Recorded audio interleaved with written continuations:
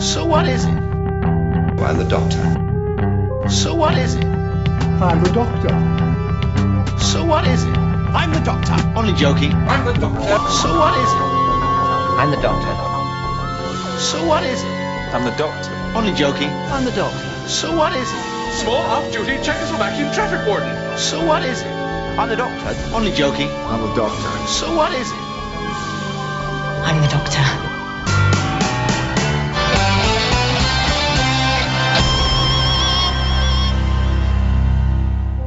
It's time to rewind. I'm known as Bubbawheat.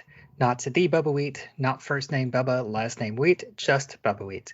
This season is Red Who, where I'm covering British sci-fi like Red Dwarf and Doctor Who, and joining me 3 million years in the future via the TARDIS is my guest, Paul Hawkins, back again. How are you doing today? I'm doing very well. Thank you for having me back. It's very intrigued to be talking about this one, just because, I'll be honest, this is the first time I've rewatched it since it originally aired. Good to get into it. Yeah, and in case you didn't catch the title of the episode, we are talking about Back to Earth, which was the 3-part special that's considered Series 9 of Red Dwarf. It was originally released on April 9th through the 12th in 2009 on Dave, which was, I think this was the first time that they switched from one of the BBC number channels to Dave. Yes. Basically, BBC not that interested in getting back to Red Dwarf, and then Dave go like, yeah, we'll do it. So, yeah, they switched over to Dave and I believe the future seasons as well. Yeah, I'm pretty sure all the seasons past Series 9 have been on Made for Dave, which I guess is now called You and Dave. I did not know that. It's been a while since I've been back to England. I didn't know they updated it. Apparently, well, I just looked it up because I was kind of curious, and apparently they switched the name into just last year at some point. I didn't see the dates, but like the time of year, but it was 2024 that they changed to You and Dave. Good. And I also thought it was interesting that I did kind of read on the Dave Wikipedia page that the reason that they named it Dave is because, well, everybody knows a bloke named Dave. Yep. Yeah, especially in England, everyone knows someone called. Pretty much the same. Like you know someone called Dave, you know someone called John, and depending on where you grew up, you also knew a Peter. Those would be like the three names that everyone knows someone by those names growing up. Yeah. So you said that you watched it whenever it first came out. Yeah, I watched it when it originally aired on Dave, and it aired. I think it was a Friday, Saturday, Sunday. I think and I remember very clearly watching this because when it came out, they also had that was back when podcasts were like relatively new, and so there were a couple of podcasts I would listen to at the time, and one of them was that was going back and rewatching every episode of Red Dwarf in the lead up to this. So I got to hear their reaction to this the day after I watched the episode. So yes, it was definitely interesting watching it after so many years of not having any new Red Dwarf to watch, and then listening to their reaction. Yeah, and I first watched this during the rewatch that I've mentioned a few times this season. In the fall of 2023, whenever I did a full series watch of Red Dwarf. And I know that, looking into like the fan reactions, I did notice that this one is kind of hated among fans. This is kind of looked at as like the low point of the show. Yeah, it's definitely it definitely had a very polarizing reaction to it, and I would say often than not, the reaction was negative towards it, and I'm sure we'll get into it. But I could understand why the reaction was negative. But when I first watched it, when I was consuming it for the first time, I'll say I just enjoyed having more. I actually, I was a fan of this when it first came out. Yeah, and I was a fan too. As I was going through my rewatch, Series 8 was kind of a low point, and then I got to this. I don't know. I think of it as a movie, even though it's in 3 parts, but it's basically an hour and a half movie. So I kind of thought this was like a return to form, coming after Series 8.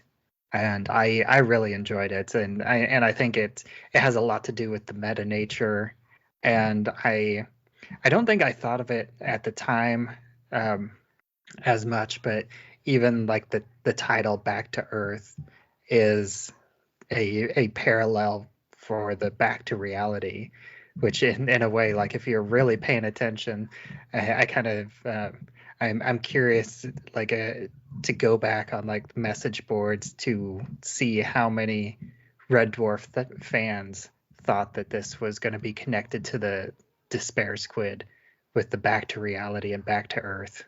Yeah, and I can tell you that because again I remember it very very clearly. The podcast that I was listening to back then, I wish I could remember the name of that podcast. Go back and re-listen to it. It might not exist online anymore. But after the first episode, they were slinging out a few theories and ideas for what was going on, and one of them pegged it like straight away, and they gave a reason for it, and it absolutely was that. So yeah, it was interesting after finishing it to go back and just be like, yep, that guy had it. Which, going back and watching it does make perfect sense that there is this giant squid in this in the water tank. That it completely makes sense that it would have some connection to the Despair Squid, because this isn't the first time that they've gone back to previous monsters. Like they had basically Polymorph and Polymorph 2. Yeah. I'm trying to remember the Back to Reality. Which season was that? I know that it was an episode that I covered. I think it's season 6. If I'm remembering. Or is it season 5? It was season 5. Okay. Because there's, depending on which season it was, I was thinking that there might have been a bit of a plot hole with it, which it's Red Dwarf. There's plot hole plenty. But if it had been season 6, then it wouldn't have made sense for the Despair Squid to be on Red Dwarf, period, because obviously season 6 starts with them in Starbug because Dave has lost Red Dwarf. So there's no way that the cat would have been able to bring the squid on board. But yeah, it being the last episode of Series 5, that makes sense.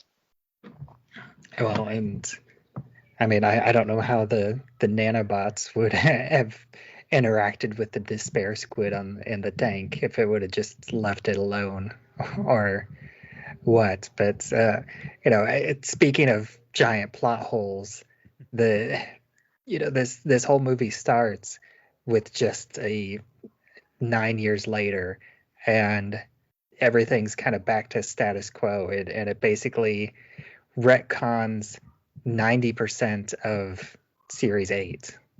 Yeah, kind of. Yeah, it is, and yeah, the meta stuff starts straight away because obviously 9 years later, it was 9 years, I believe, from when the last episode had aired. Pretty close. It would have been. I think the series 8 aired in '99, Yeah, unless unless it carried over to 2000, and then this one is this is '09, so it was 9 or 10 years. yeah, it would have been 9 years since it aired that they filmed it, which is probably why they had that. So it was it's 9 years later for these people, and see the problem that we're going to have is something that happens later in the episode actually kind of slightly explains like that this 9 years later, like clearly stuff has happened, and the stuff that's happened that we haven't seen is the best stuff that's ever happened. And so like anything that's like, oh, so all of this stuff is just gone now, and like I believe looking it up, the Rimmer that is in these episodes is the original Rimmer that went off to be Ace Rimmer. Yeah, I read that, but I believe that that's just a fan theory. I don't think that there's anything canon to support that theory. Yeah, but and it's I think the only reason why it's a popular fan theory is because this Rimmer feels a lot like that old Rimmer than season 8 Rimmer. Because season 8 Rimmer is effectively season 1 Rimmer just with more confidence. It's a bit of a weird thing to say, but the actor had more confidence in his character. I think it's entirely possible that something like some other event killed the entire crew again, except for Lister. And whenever they bring the Series 8 Rimmer back as a hologram again, then he kind of behaves more like hologram Rimmer because he has that the death complex that he didn't have in Series 8.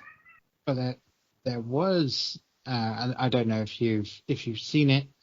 There was a deleted alternate ending to season 8 where Rimmer ends up actually being able to make the antidote, and so they save the ship and then fly off in the ship, leaving all of the people that left the ship just off in their escape pods.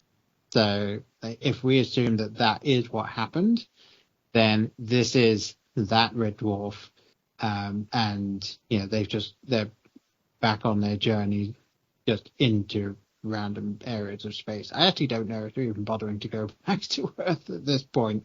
They just seem to be like, yeah, we're just going to be out in space now. Yeah, although I have apparently forgotten how Series 8 ends, so I don't even remember what that's.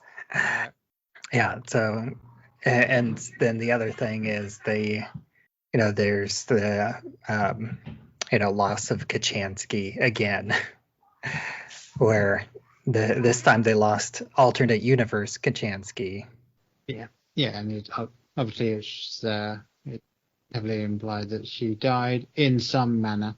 Yeah, because we do get the nice little scene with Lister going to the grave with her picture, and then a couple other picture of people that I did not recognize. I assumed that they were probably like random crew members or possibly other inside jokes. I believe that the other pictures that were there were people that had worked on the show that have passed away. Yeah, so that's kind of a nice touch. Like I was half expecting like even though they didn't get along, like a picture of Captain Hollister on there. Although I guess if they escaped to the mirror universe, then they technically wouldn't have died.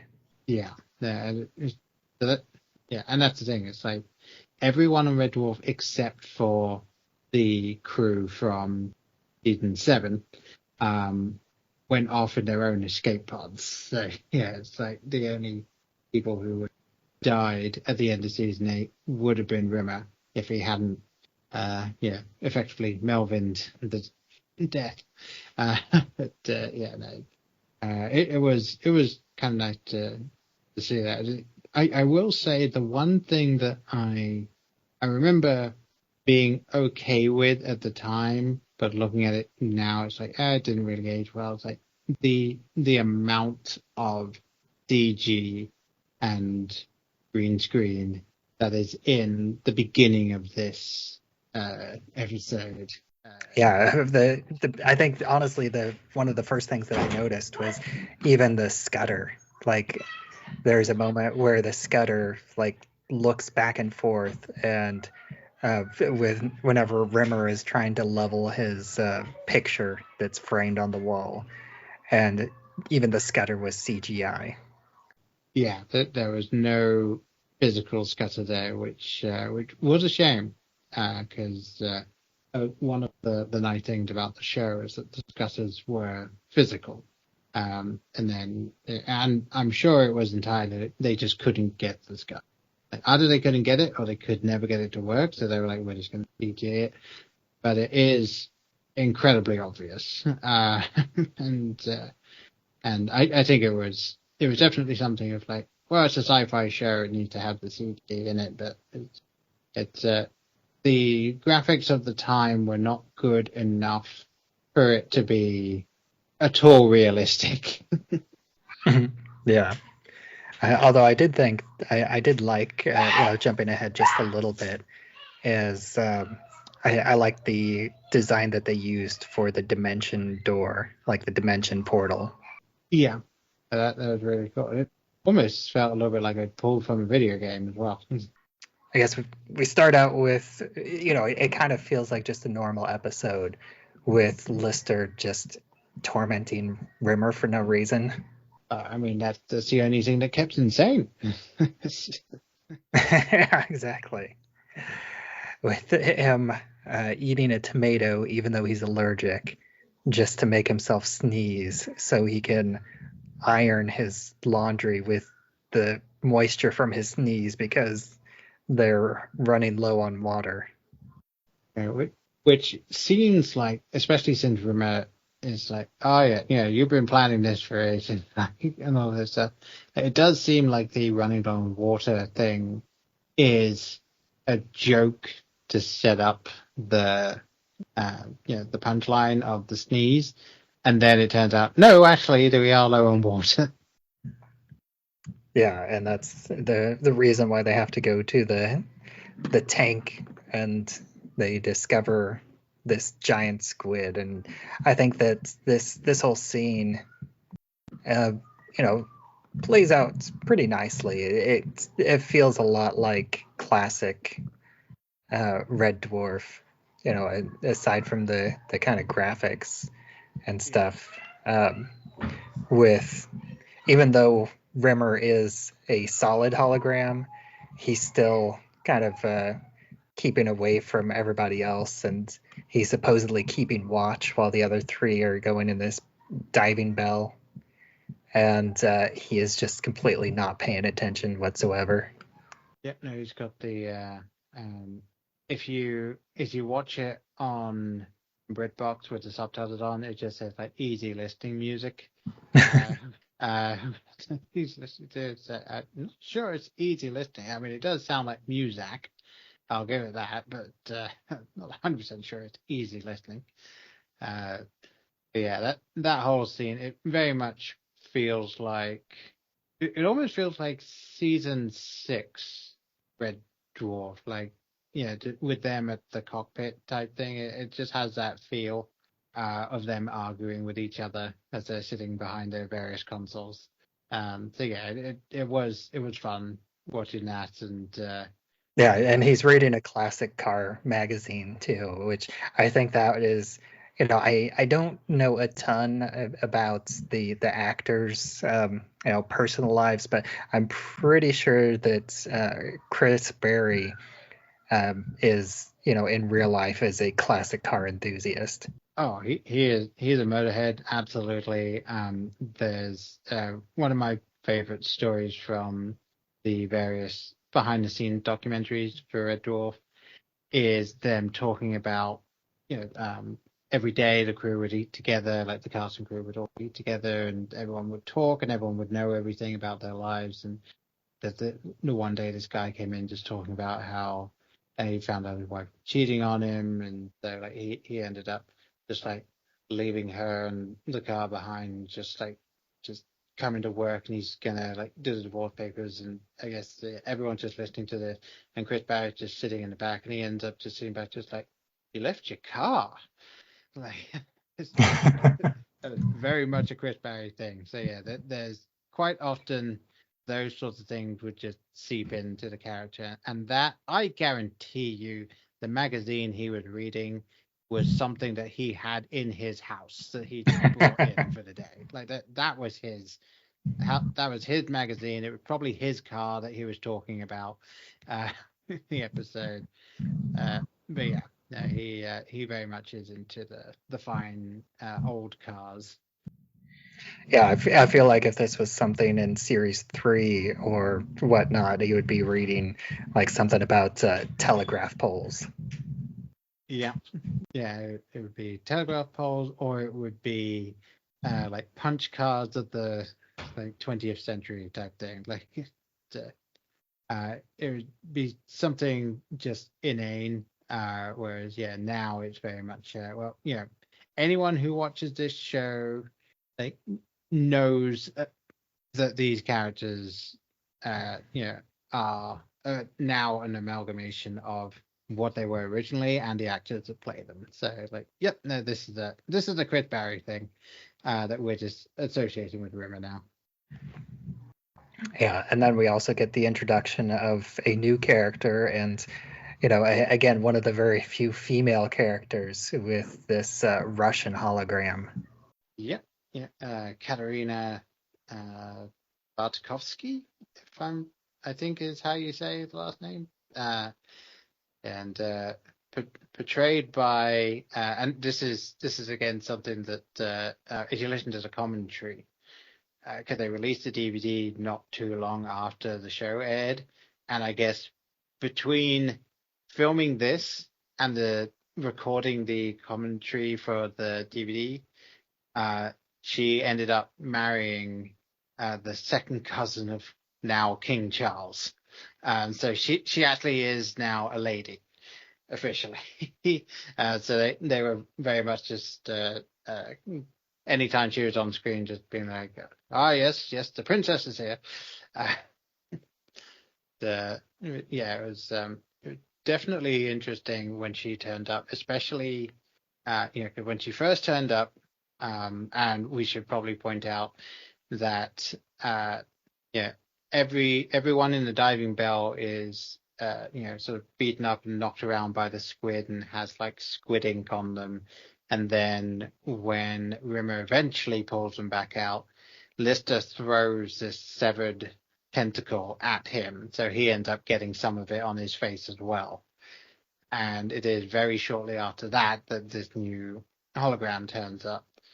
And when I was initially watching this, I didn't think anything of the squid ink until I was listening to the podcast, and one of them mentioned very specifically Rimmer gets stuff on him too. I was like, oh, okay.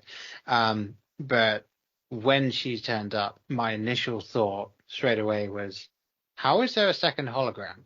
And that actually is a question that Rimmer directly poses in the scene after that, and then it's immediately ignored by the hologram, and then everything moves on. So it is something that like does come up, and they know that the audience are going to ask it, and then like the very next piece of dialogue is like, oh, we're just not going to answer that. Okay.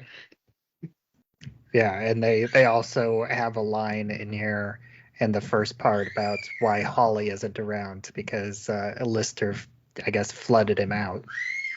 Yeah, he ran a bath and forgot to turn it off, so it flooded several decks. So the scutters are in the middle of drying Holly out. So that's why there is no Holly. Yeah, and so the hologram is there. She's supposed to be replacing Rimmer because Rimmer is incapable of doing his job of, I guess, getting Lister back to Earth or back to civilization, wherever that might be, and eventually repopulate the human race. Mhm. And so her explanation is, very sci-fi gobbledygook about using the DNA from the despair squid, because her explanation of, or I guess not the despair squid, but um, the, The the dimension hopping squid. yeah, that's what she refers to it, because her theory is that it hopped from a different dimension to get there, and so they can use its DNA and replicate that to create a device that allows them to go to a different dimension that has humans in it, and then Lister can find a suitable mate to bring back to this dimension. Yeah, as Holly says in Queeg, that his ultimate goal of getting his end away. Yeah. Yeah, and so she makes this dimension gun, and then they end up on, on quote unquote real life Earth. And then in part 2 is basically them being on Earth and discovering that they're on our Earth, for lack of a better term, that where they are fictional characters on the Red Dwarf TV show. And I do also kind of like that whenever they're discussing this series, that even though this is series 9, they're discussing it as if it were series 10, and so they have these additional stories to refer to that would have taken place in the non-existent series 9. Yeah, and several characters in this 3-part series explicitly state that series 9 was the best series of Red Dwarf. So it's like, it's just like, oh yeah, no, yeah, it was great. We all it's like, I see what you're doing. Like, we effectively didn't have a series 9. It is interesting that I'm trying to remember if they explicitly say this is series 10, because then obviously after this we did get a series 10. So like, I'm not sure. I'm trying to think if they directly mentioned 10 or if they called it like a special during the thing. So, well, I think the DVD box refers to it as series 10. okay. Yeah, and so it is fun, and this is one of my favorite little bits in it, where they get to have their cake and eat it too, when the salesman in the store is talking about how it's like, oh, they go anywhere and they have this device that just tells them what this thing is. Like, it's all rubbish, isn't it? And then they do exactly that by having Crichton just be like, oh look, he's a salesman from the 2000s, and so he's a bit crap. Look at that. It's And he has an extremely small penis. Because it sees his search history, and he has placed several orders for penis enlargement cream. Mm-hmm. Now I will say, since we're around about the halfway point, I will say that in rewatching this, it was a little hard at times watching it, simply because they very clearly were thinking they might be adding a laugh track to this, and then they didn't. So that there are many times where jokes are said and then there's a pause, which if you watch series 7 on DVD, there's no laugh track on series 7 if you had the DVD, but if you watched it when it went out, there was. So it was the same thing there, where there are quite often pauses where they thought the audience would laugh. And then in this particular case, like there are pauses where there is no audience to laugh, and they never put anything in there. So, so there were several times where it was almost like 2 seconds of dead air after a joke, which doesn't help it land. I'll say that. But yeah, I would say at this point, there's definitely, I would say, an equal number of jokes that were very good and jokes that were just like, okay. And so, yeah, once they started really getting more meta, I was just really enjoying the story of it. I really enjoyed the meta nature of it. So, I liked a lot of the stuff in the TV shop that they show up in, and you have the salesman that's talking to the two customers, and then they're just one aisle over, and the customers say something like, "Do you hear? It sounds like they're talking," and then the salesman says, "Oh yeah, it's on the TV." Yeah, so, sounds like they're in the room, doesn't it? Because it's the surround sound. And the bit of lore that I enjoyed that they put in to explain away why in Red Dwarf they use like cassettes and old technology in the future. And it's just like, they went to DVDs, but everyone just lost them. Whereas VHS, they're too big to lose. You can't lose any of those. So, yeah, and that's why everything is just still the sort of retro at this point in time technology in the future. Because I guess they realize, we have to go back to make it actually work in the future. But yeah. Well, they don't actually say VHS. They just call them videos. They say videos are too big to lose. The other joke that I really enjoyed is whenever Katerina does eventually show up about halfway through this part, and she goes on this whole thing about how she's going to kill Rimmer, take his light B, erase his hard drive and then send the hard drive out into space and blow it up. And Rimmer is saying, well, isn't that murder? And then she says, well, no, because you're a hologram and you're already dead. And he's like, so killing a hologram isn't murder? And she says, yes. And then he pushes her into an oncoming car. Mm-hmm. Yeah, it's. It was one of those things where, if you're not enjoying the conversation, you see it coming a mile away. Like it's just like the same way, like Crichton says, like she didn't see that, I did. But it's like, if you've seen it before and then you're watching it, it's like, this is so clearly being telegraphed. But originally I was just enjoying thinking of like, well, how are they going to end up getting out of this? How's Rumor going to get away from? Oh, okay, yep, that'll do it. And of course, like, it's something where, from what we know, holograms like that, they can be hit by a car and then 3 seconds later they're fine, they can get up and walk around. But she does just disappear again. Like, is that the last time we see her? Yeah, she doesn't show up again in the episode.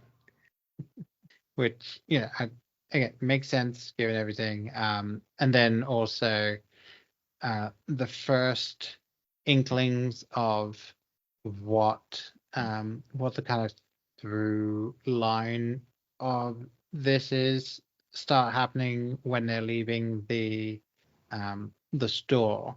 So just before Rimmer commits hologram aside, is when the cat puts down the little thing that he's been working on just on the table and walks off.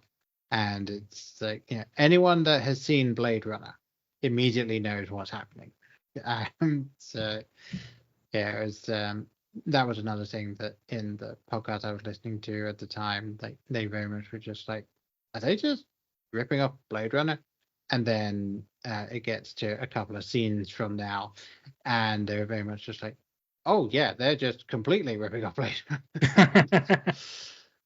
Yeah, it's been too long since I've seen Blade Runner, so I didn't really catch the Blade Runner references until part 3, whenever they were going up the elevator, and then there's the big video screen on the side of the building. It's like, oh yeah, that's very Blade Runner right there. But yeah, I mean, like the building that's in London, like that is the building in Blade Runner. So yeah, there's like the second you see that, it's just like, oh, okay, yeah, no, we're fully good. And given that Rob and Doug have both said that Blade Runner was one of their biggest inspirations for them to make Red Dwarf. Like it was one of the things that really got them to write about these sorts of things.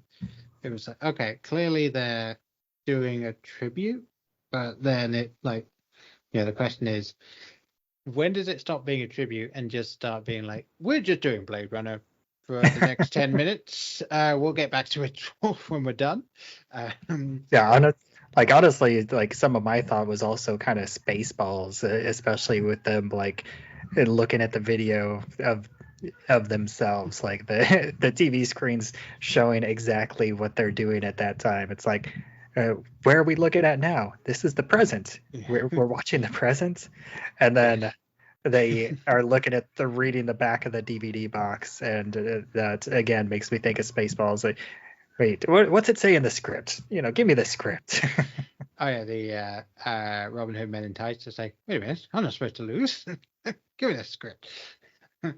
Yeah, that's it is. It's definitely one of those things where like, when you're going meta, the question is like, how much meta do you do? Because I do think that this series does the right amount of meta in this episode, and then the next episode is heavily like, we are just doing an almost parody / homage to Blade Runner for half of the episode, and then we're going to switch to this other thing, and then it gets back into, okay, this is the right level of meta again. So yeah, I think episode 2 I enjoyed. Whenever they find the DVD box, that's where they figure out that this is the last episode of Red Dwarf. And so they have to, the second half of this, this 3-part is them going to try to find the creator so that they can convince him to write more episodes so they don't cease to exist or die. Yeah, and I did enjoy the shop that they go to, like actually exists. I don't know if it's called what it is in the show, but like that shop does exist, and it is a shop that does the sort of nerdy stuff. But I like the guy talking on the phone, just like, yeah, no, just no, okay. That almost felt, and it's a show that I know most people won't have seen over here in America, but it felt almost Little Britain / League of Gentlemen-esque when he was doing that entire bit. It felt like that's kind of a very British style of joke, even though like, that type of joke that is done over here, but like the way it delivered, it just felt like, no, that's an English thing. Yeah, I like that joke as well. It also reminded me a bit of a joke that they did in Pete in series 8, whenever Lister is tapping on the pipe to communicate with Bob the Scudder. Yeah, and it's this very long protracted thing, and then he says, "Oh, that's the Chinese place. I got the wrong number." Yeah, it's like, do you need any laundry then? It's such a great joke of that. I very much enjoyed like all of those interactions for that.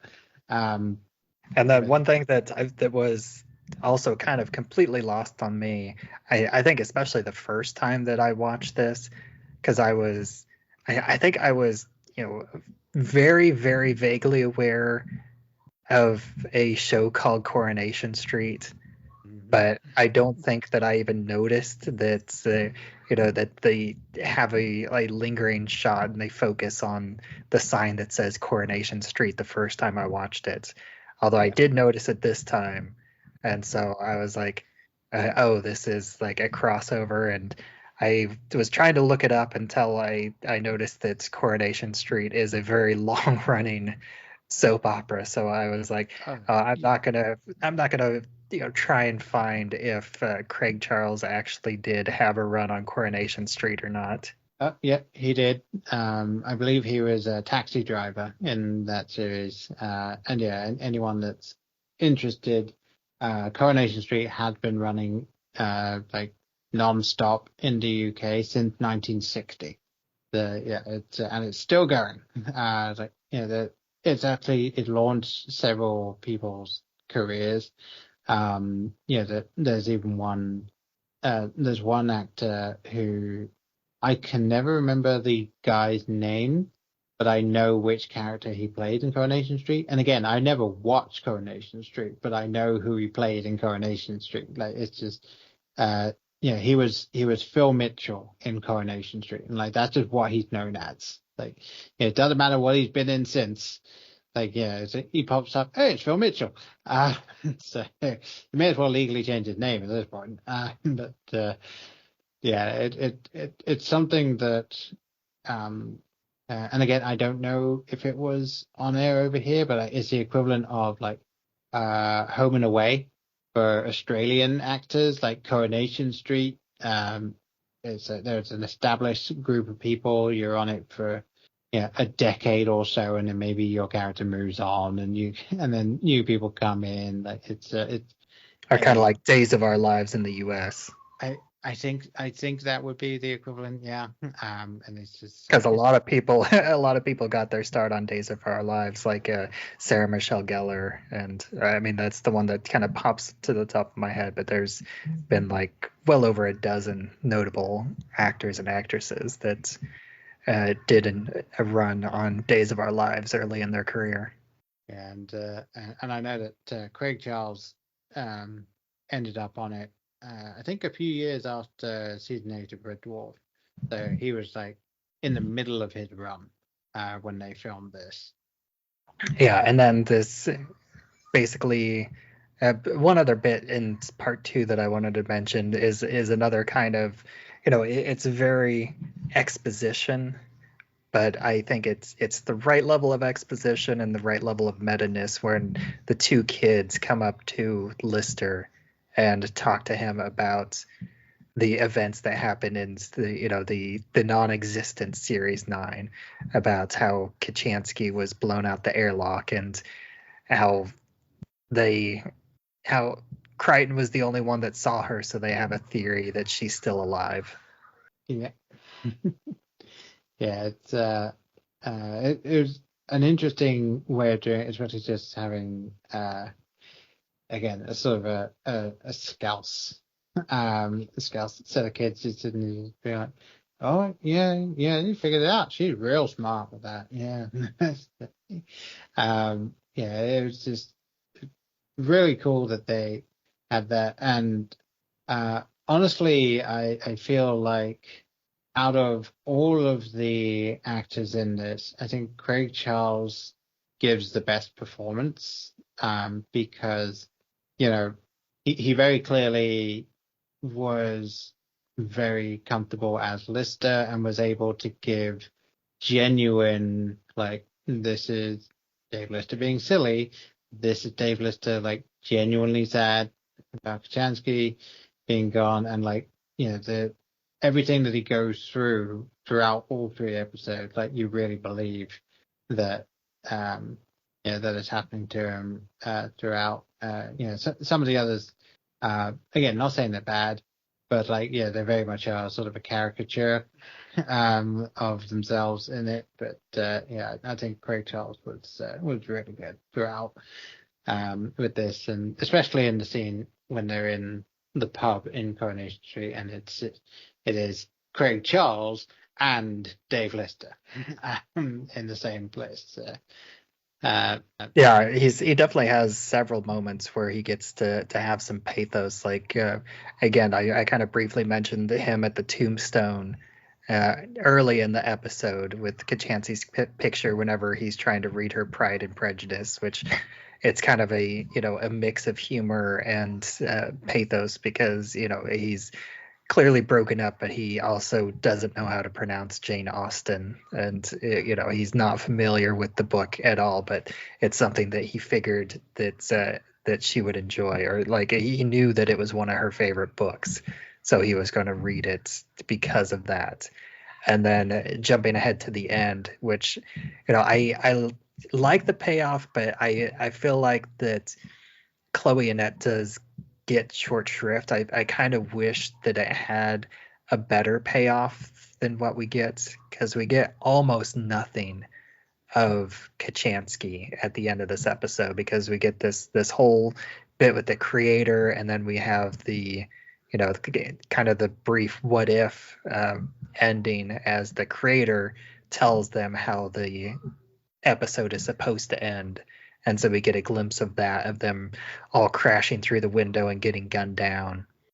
And then we get this really weird moment where Lister just puts his hands on either, like on the creator's head, by his ears, and kind of just holds him there. He's supposed to be squeezing, but it doesn't really look like he's squeezing that much. And then he claims that he's killed the creator, and I'm just like, how did that kill the creator? Well, I mean, given what we know, that very clearly it is just like, that this was just a plot point, and we just needed it to get to the actual ending, and I think it is something where like they very much just like, we're just going to focus on Dave Lister's having this moment, a relatively cathartic moment, given everything. And then we're just going to move on to the slapstick of the next little bit. And yeah, the very literal slapstick with the whenever Lister starts typing on the, I guess, and from their point of view, at this point in the story, is like the magic typewriter that is controlling their own existence. And he makes Rimmer start doing a little dance and then smashing his groin into the corner of the table, and then Crichton starts stepping on rakes. Yeah, and then of course, the fun part for me, like throughout that whole thing, is when the lines they say start getting garbled, because he's clearly just like typing too fast, so he's not actually typing the right words, which I very much enjoyed, and I thought Robert Llewellyn did a great line reading for that one. But yeah, it is something again. Obviously I enjoyed these episodes, but once again, like these scenes definitely still had that weird pacing issue where they were clearly doing the funny line and then leaving a pause in dialogue, and then doing this funny line and then leaving a brief pause in the dialogue. So yeah, it is a little stilted still. I'll say I enjoyed it in a different way watching it again. And again, kind of pointing out the fact that this is kind of a mirror to back to reality.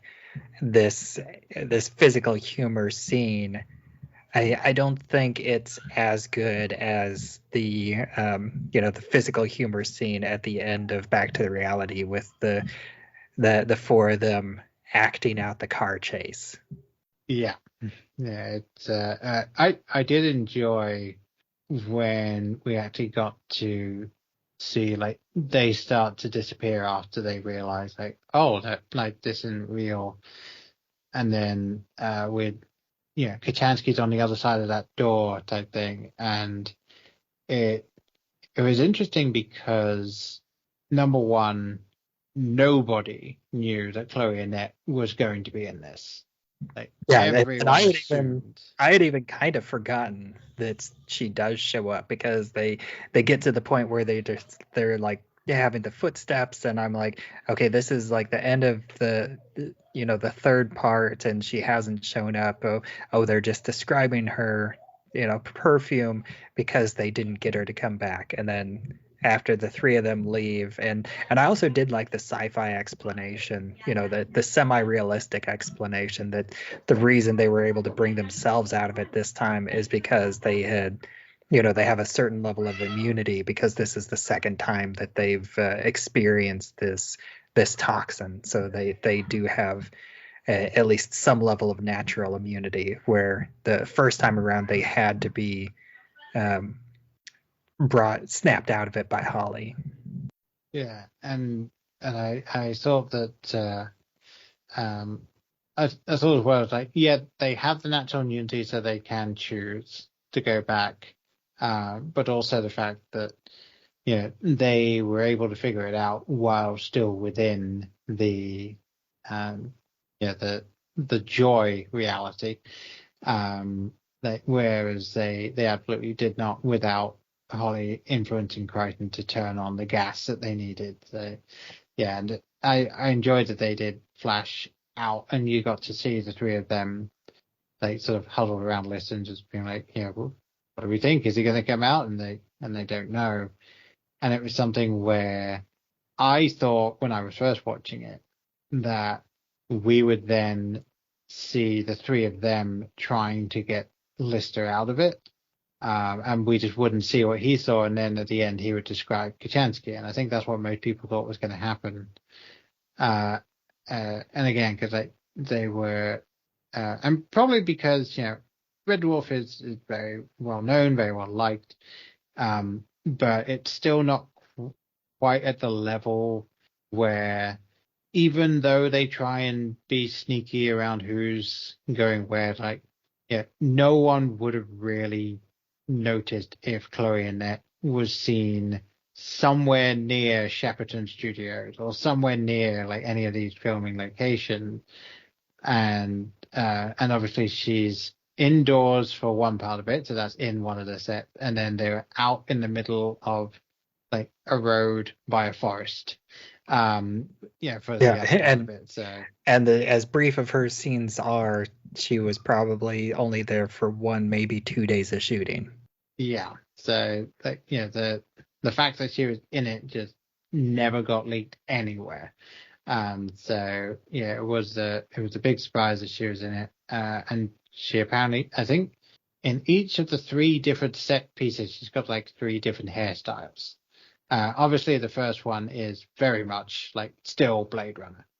She's got the same hairstyle as the main female character from Blade Runner, whose name is escaping me right now. But she absolutely looks like that. And then, when she's in the car bug, she's just got very poofy hair. It's almost like it's just popped out of that hairstyle, and now it's just poofy hairstyle, which could have just been what she turned up wearing on the scene.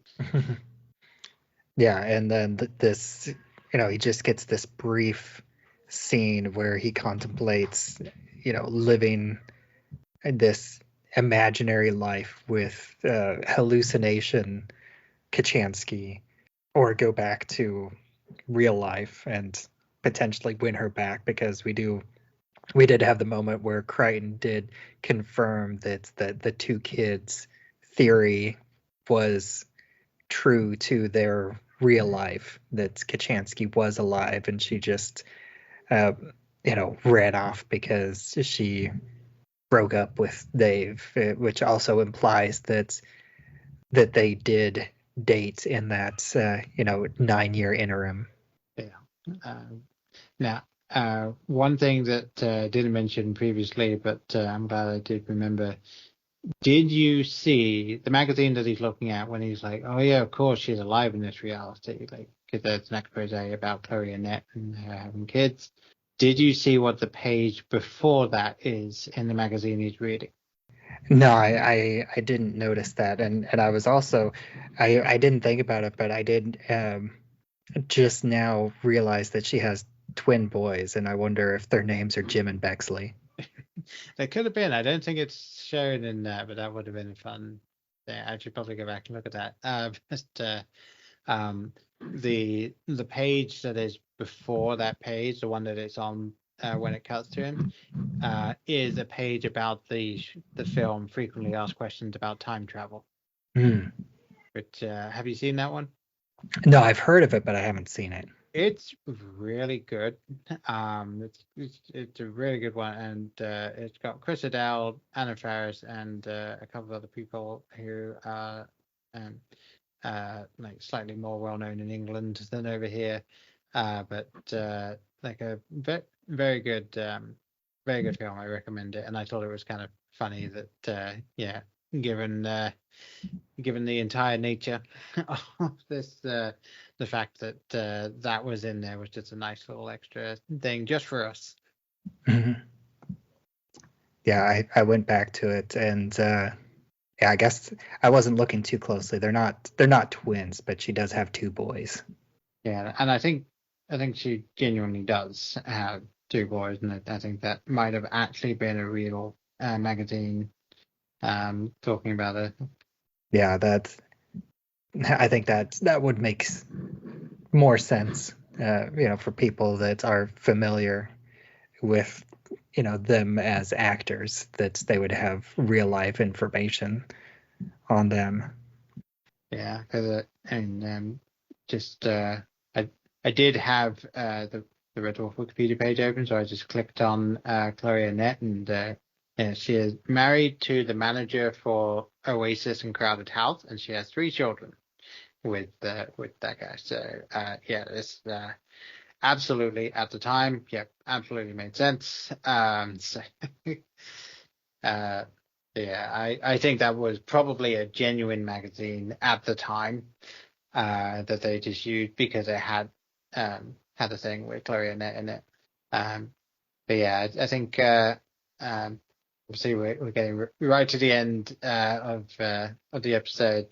There's one little final bit of meta humor in it that I very much enjoyed, where they're talking about how, because of the entire nature of multiverse theory, the fact that they created the universe from their attempt to get to another universe means that our universe is actually a fictional universe that was created by them, and that if they ever told us the truth, we'd probably laugh at them. And I thought again that was like a very nice little jab at both meta humor, but also just being like, this is a comedy. Yeah, and that was, I personally, I didn't notice the pauses for the laugh track and the absence of the laughing.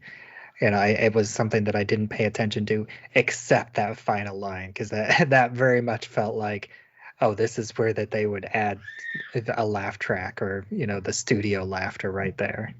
Yeah, and it is something that it's very interesting if you do go back and rewatch it at this point, looking at it, there's very clear, these are the lines that they're reading as if they were in the studio performing this for a live audience. And then most of the stuff when they're in the real world isn't like that. So it's really only when it's just them, in a set, when it's like that. So when they're when they're in the store in front of all of the TVs, there's a couple of lines like that, but it's mostly not. But then when they go from there to them sitting around the little table in the little bedroom, almost like an IKEA bedroom set, and they just kind of sit there, that dialogue is very much that stilted. There's a pause here for a laugh, there's a pause here for a laugh. So it's very interesting. And just because of the entire nature of these 3 episodes, I don't know if that was intentional or not. I don't know if they genuinely thought we're going to add a laugh track here, or if they were going well, no, like we're being meta about this, so let's leave pauses. Let's actually do this on purpose. And I genuinely don't know which is true.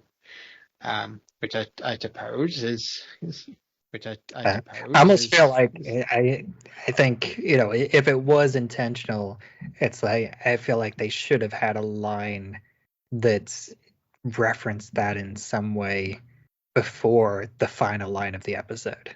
well, and that's the thing. It's like honestly, I would slightly disagree with you and say that the final line being like, yeah, they probably laugh, and then there not being any laughter. Like, I think that is a great button on that. The problem is that there's too much of the like pause for laughter, like in especially the first episode of the three. That it's like Yeah. that And it's like something that feels like it needed to be set up in the first place.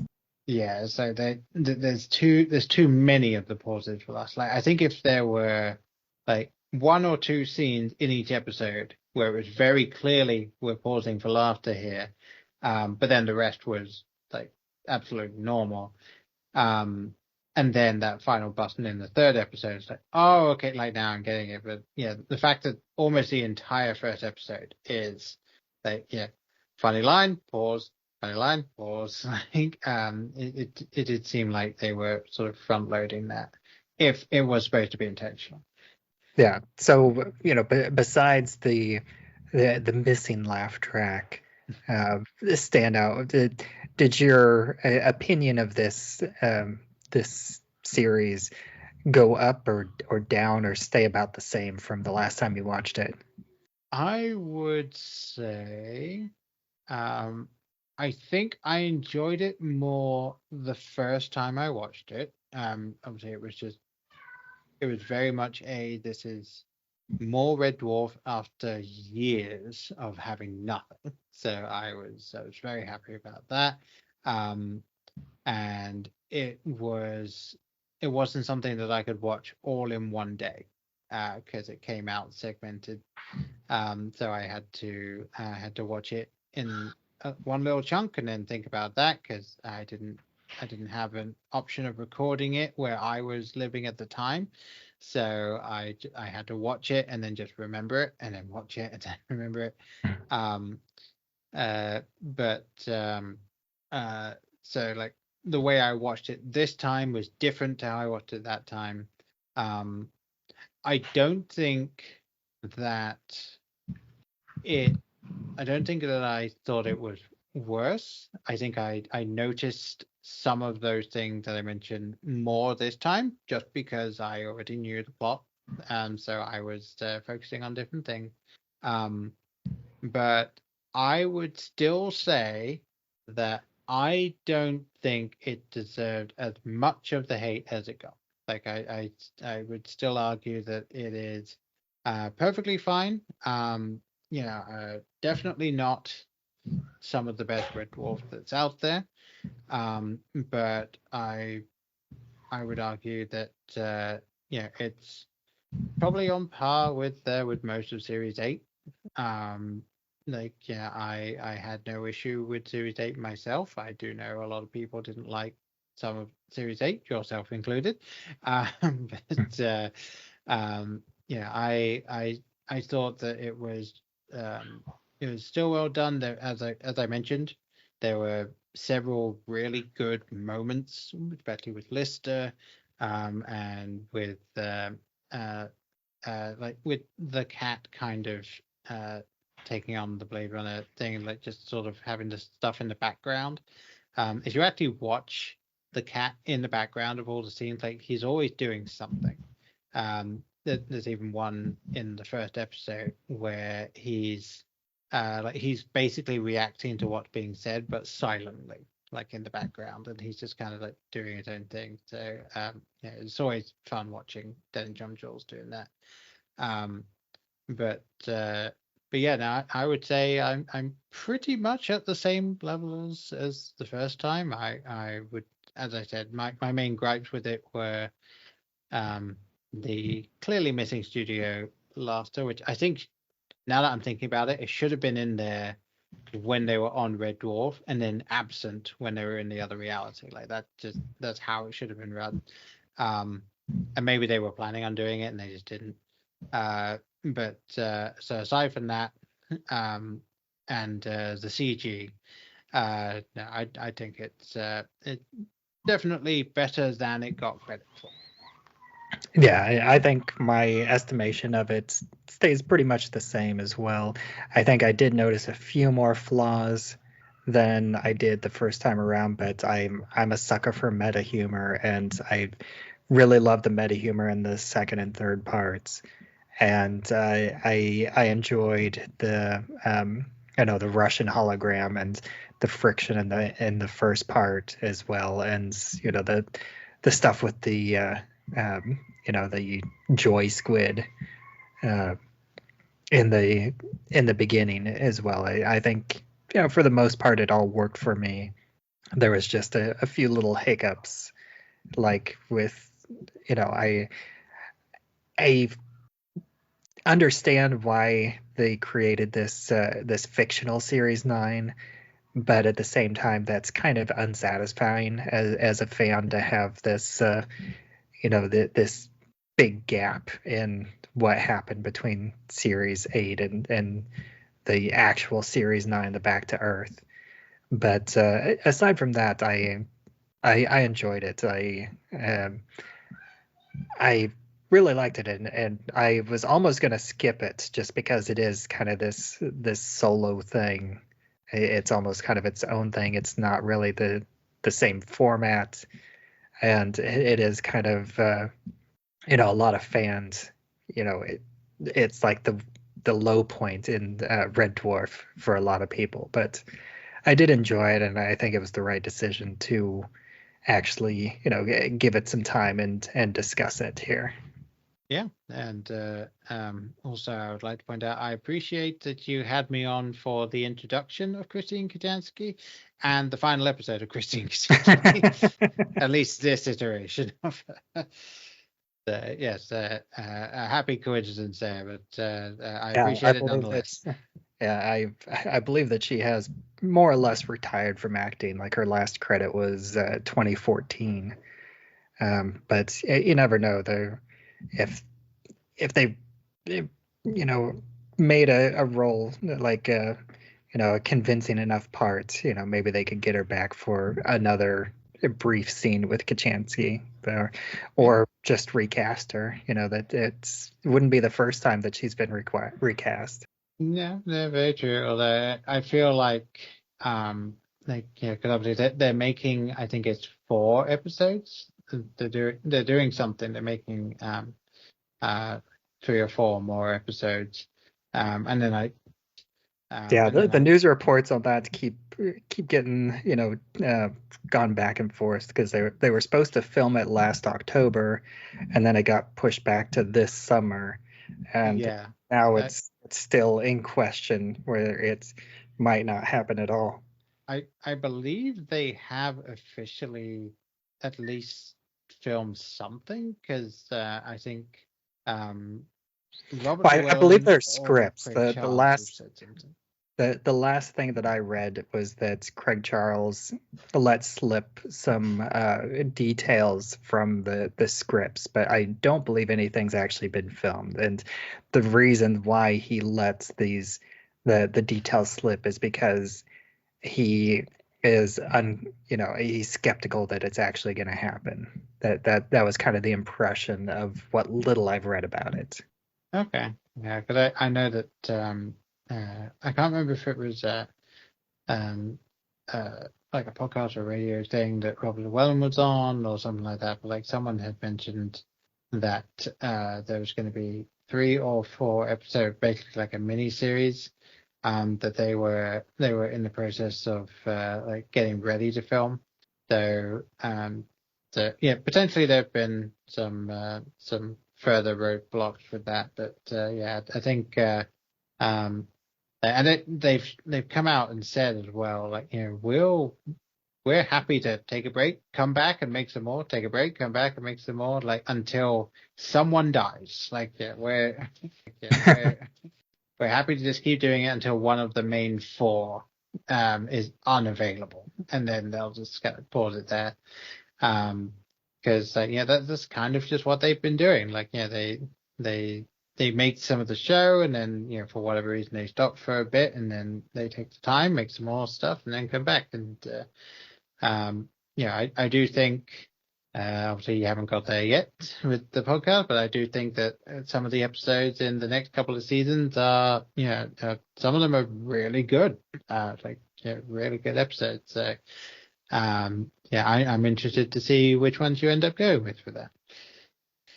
Yeah, I've actually, just because of scheduling, I've already recorded the next two, which was Fathers and Sons from Series 10 and Twentica from Series 11. And those are both, great episodes. And then for Series 12, I'm doing Skipper, which was my favorite episode of Series 12. I need to rewatch season 12. It's the one I remember the least. But Fathers and Sons, solid episode, absolutely solid episode. One of my favorites of the new one. And, definitely up there for me. I think I have a feeling we have picked this as clean as we could. We could. Yeah. But thank you for coming back, so quickly since your last time on here. Yeah, no problem. And for one more time, why don't you take a moment and let people know where else you can be found online? Sure. So yes, you can find me on the Blockbusters podcast. Had a little bit of a hiatus just because of life and everything. Like a lot of stuff's been going on that has made it.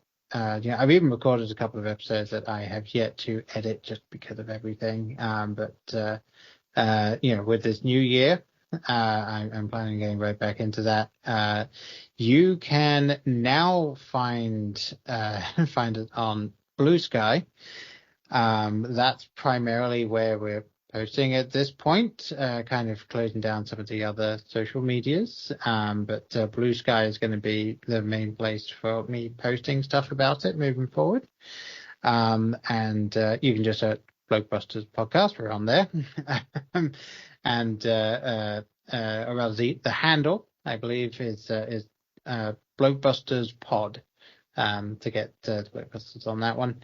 So that's primarily where I am. I've also been guesting frequently on Solid Western Cinema. If you want to go check that out, that definitely it's not family friendly, as the name might suggest, but it's a lot of fun being on that one. Definitely get to bring a lot more of my critical side to that, and just kind of lay into some not great films there. But if you want to come talk, come say hi, please do. I'm always happy to talk. And as always, I am Bubbawheat, and you can find me on social media at Bubbawheat. I am also on Blue Sky, but I'm not very active on that one. I'm sticking to Threads myself, despite it, being part of the metaverse. But I still like the community that I'm building and growing on Threads. So that's the best place to find me. But I still have the majority of the social media apps downloaded. So if you send me something at Bubbawheat, you'll most likely reach me.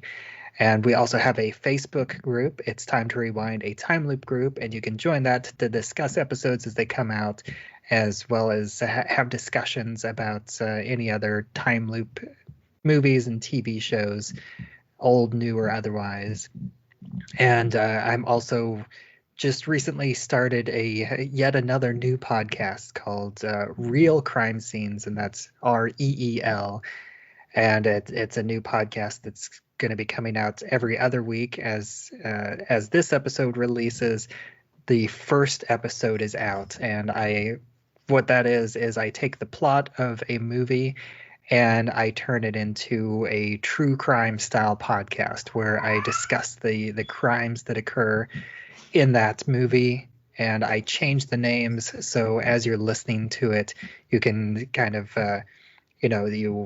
it's a bit of like a trivia, so it's a mystery what movie I'm talking about. And if you're familiar with the movie, hopefully it'll be easy enough for you to figure out. And if you're not familiar with the movie, then I will reveal it on the next episode, where a guest and I will have a discussion of the movie and talk about the crimes as they were discussed in the previous episode. And so that's hopefully going to be a lot of fun. I think it's an interesting concept, and everybody that I've told the concept to is like, that's a really great idea for a podcast. So I'm excited for that one, and hope that it grows as well. Yeah, And absolutely. That sounds really fun. And until next time, smoke me a kipper and I'll regenerate before breakfast next week.